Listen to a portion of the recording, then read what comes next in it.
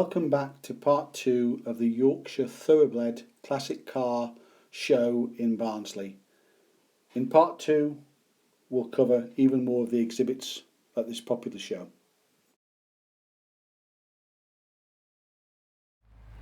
The best-selling pickup in the USA, in fact probably the world, is the Ford F-150, and this is the special edition Harley Davidson version with its two-tone black and silver paint. This vehicle really stands out not only for its paintwork but for its size. Staying in the USA, I can't believe there are too many Chevrolet Camaro SS's in the UK. The SS Performance Package was a 5.7 litre engine and included better chassis upgrades for handling to deal with the additional power. This particular vehicle dates from 1969 and is in particularly good order.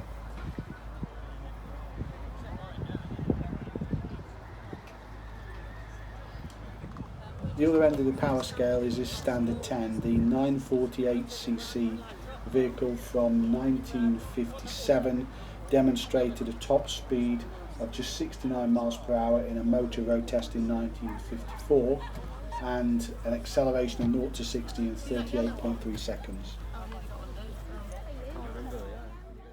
From July 1979, this is a 2.3 litre automatic Ford Granada Mark II pre-facelift model. These appear to be far rarer than the gear derivatives, and it's lovely to find one in this superb condition with replica original dealer plates and the original steel wheels that the vehicle was fitted with from the factory.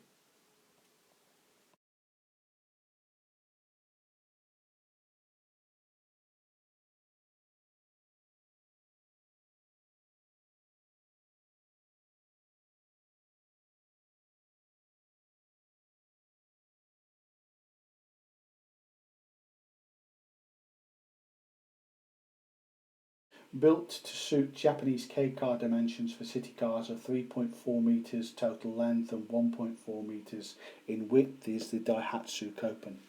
This particular vehicle dates from September 2004 and has a 659cc engine and unusually benefits from a hard top folding roof to convert into a full roadster. Another popular car is the MGB. This is the MGB GT from November 1970. It's the 1800cc hardtop version. This particular derivative in Old English Right is in splendid condition. Just in 1976, to replace its so-called Coke bottle designed predecessor, is the Ford Cortina Mark IV. Few of these survive, as it seems to be that the rust protection on the Mark IVs was far inferior to the Mark V vehicles that followed it, and it's very rare to see the Mark IVs on the road. Even rarer is to see one as an L derivative. This 1.6 litre L derivative would be the vehicle that sales representatives at the time would be seen in.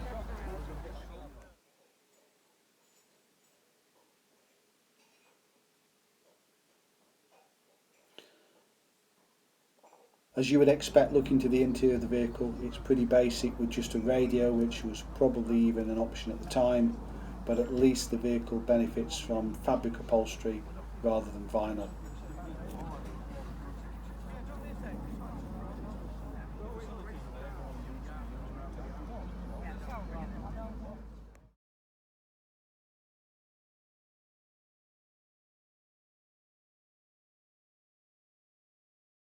A former Car of the Year winner from 1978 is the Porsche 928. This is a 928S Series 4 and it's a 5 litre version petrol derivative, benefiting from an automatic gearbox, not the rare manual gearbox. This is in particularly superb condition with just a few owners from new.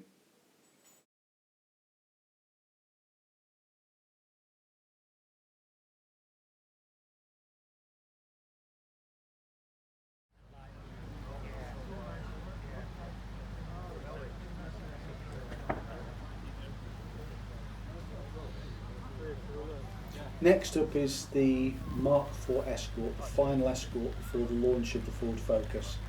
This particular model is a GL derivative, which has got some improved upholstery and some differences in trim. It's unusual in that the vehicle was the first volume hatchback to be available with an ABS system, albeit a mechanical Lucas Girling ABS system. It also shows the sticker that it's been adjusted to an unleaded petrol when the UK moved over from leaded. Fully appreciated a modern classic is this March 1998 Audi 80 Convertible, made famous by Lady Diana at the time. This particular vehicle is finished in a lovely shade of burgundy and may well be a future classic.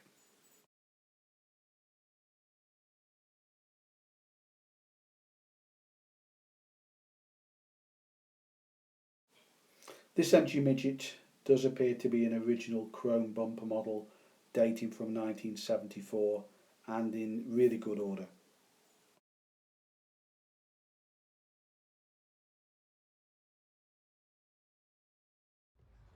Its styling cues from over in the USA is this 1962 Vauxhall Cresta PA, in actual fact from the last year of production.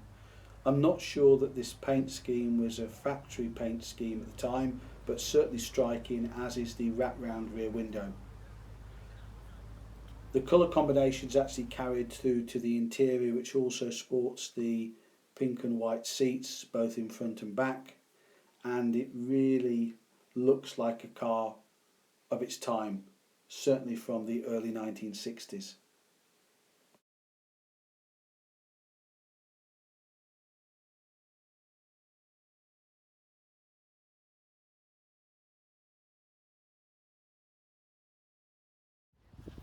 Next up, another Vauxhall, but a much later one. This is a Mark III Cavalier from around about 1993.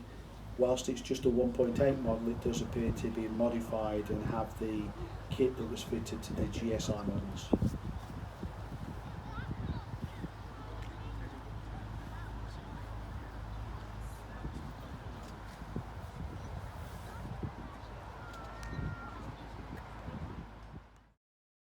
Next up is a late example of the Rover 16. It was a medium family size saloon that was announced originally back in August 1936 and produced by the Rover Car Company. Following the end of World War II, it actually was put back into production and remained on sale till 1948. As part of the P2 range, the 60 came along with the Rover 10, the Rover 12, the Rover 14 and the Rover 20. And this particular example is in superb order in British Racing Green.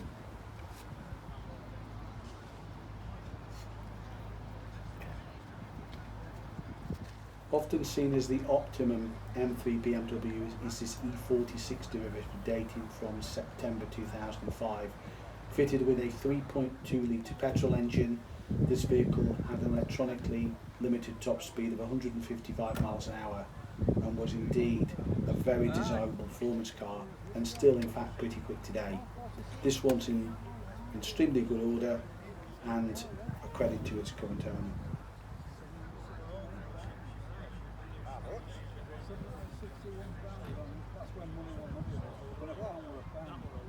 What, in 1946? Next up is this example of a Jowett Bradford pickup from 1949, produced just up the road in Bradford by the Jowett Car Company. 1005 cc's and a petrol, it was a popular vehicle at the time for tradespeople.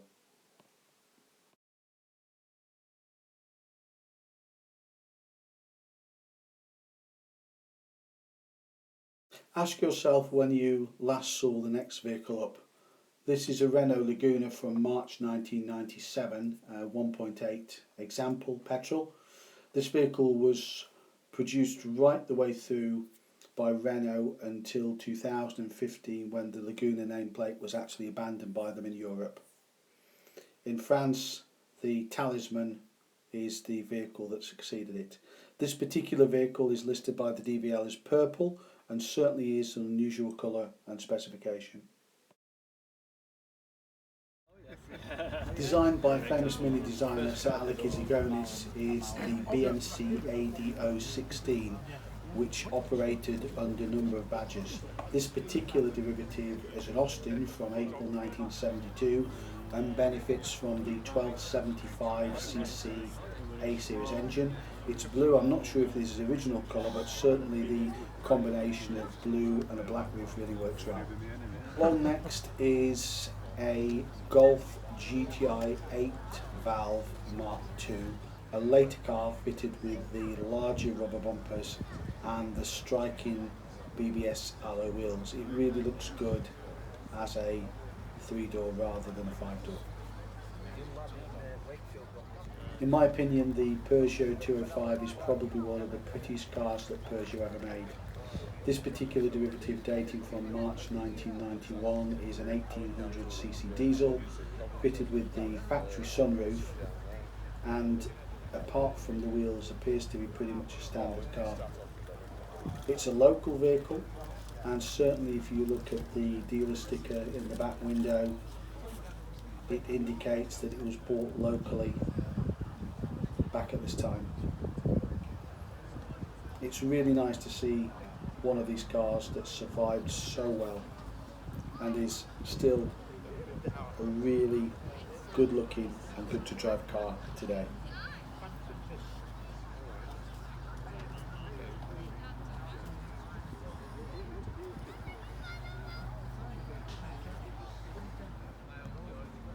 Next along, we just take a short look at a Toyota MR2.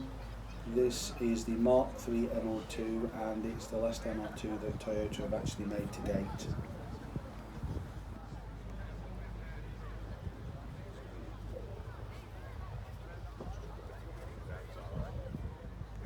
Not yet fully appreciated is the Jaguar S-Type.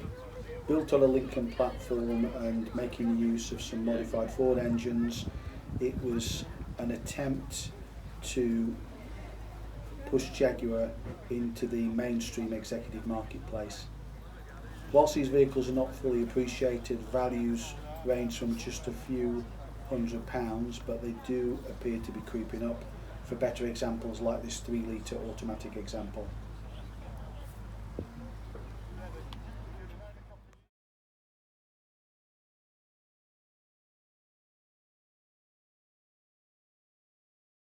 Although the interior technology might be dated, the combination of wood trim and leather, particularly in this version which looks in really good condition, is still attractive to buyers today, and certainly at that price point you'd be hard pushed to beat it.